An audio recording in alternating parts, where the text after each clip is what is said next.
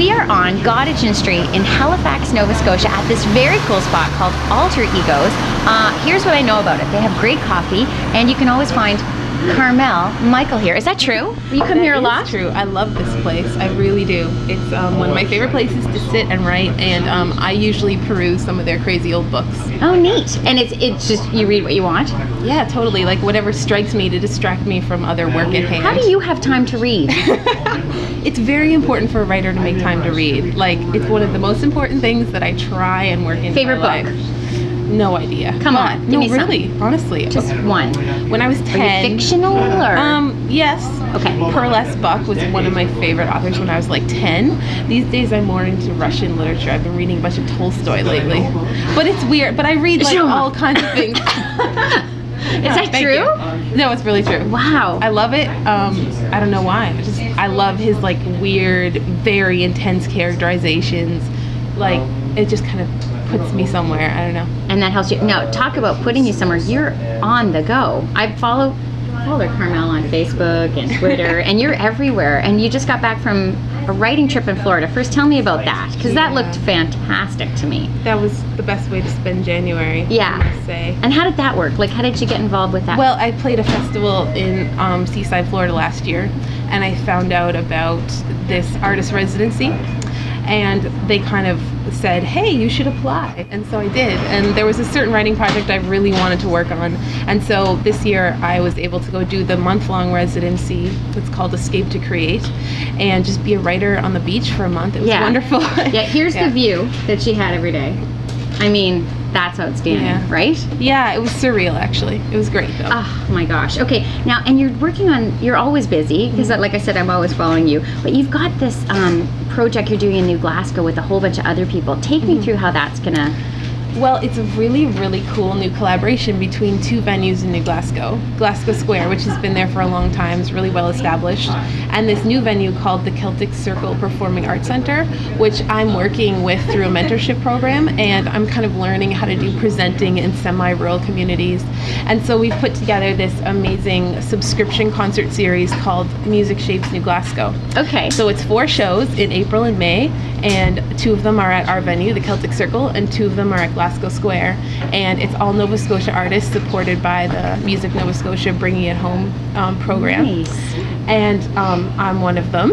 Yeah, so which that's is good. fun. I kind of get to be on like both sides of the stage, which is really fun.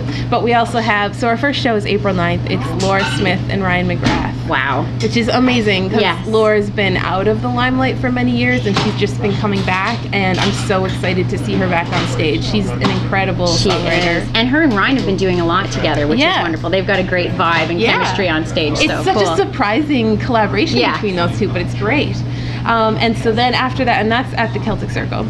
And then the next show we have is the Hutman Brothers, who are also from around Wolfville area. Yes. And they're like a Maple Blues Award nominated, ECMA nominated band. They're really great.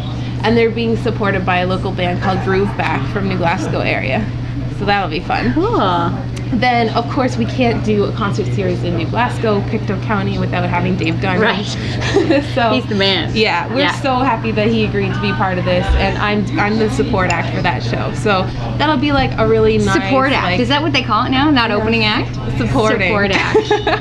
Rock. That's going to be great. Well, very good. Yeah. And I love that you're. I mean, it's such.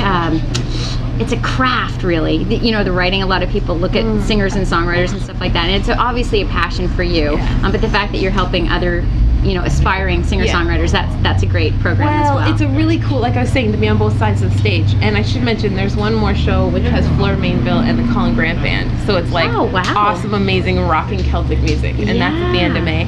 But it is amazing to kind of learn the process from inside out, and it's really fulfilling, because the idea is to bring amazing arts and culture to a town, to provide a subscription series. It's like really affordable. You can buy all shows at once and save like 20%. So it's like, and it's kind of before the real season hits. It's April and May, so it's kind of a bit of a downtime still.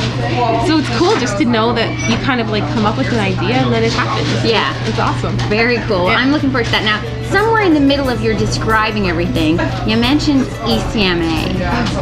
And we have to give a shout out. You're nominated. Hello. Are you excited? I'm really excited. That's awesome. It's my first record, and I got 3 nominations this year, so I'm really grateful for that. Yeah. I think it's really exciting. There's so many amazing people who worked on the record, and I think you went over to Lakewood, didn't you? I did. He's at Lakewood with Fred. Yes.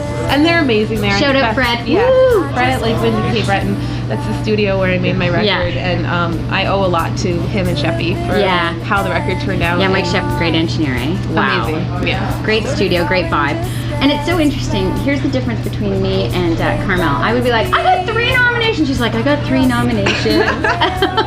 That's so great, though, when you think about it. It is really, really great, to be honest. I mean, I've been really busy the last t-shirts year. is what I would be doing. I have 3 noms. Yeah. I just couldn't do it.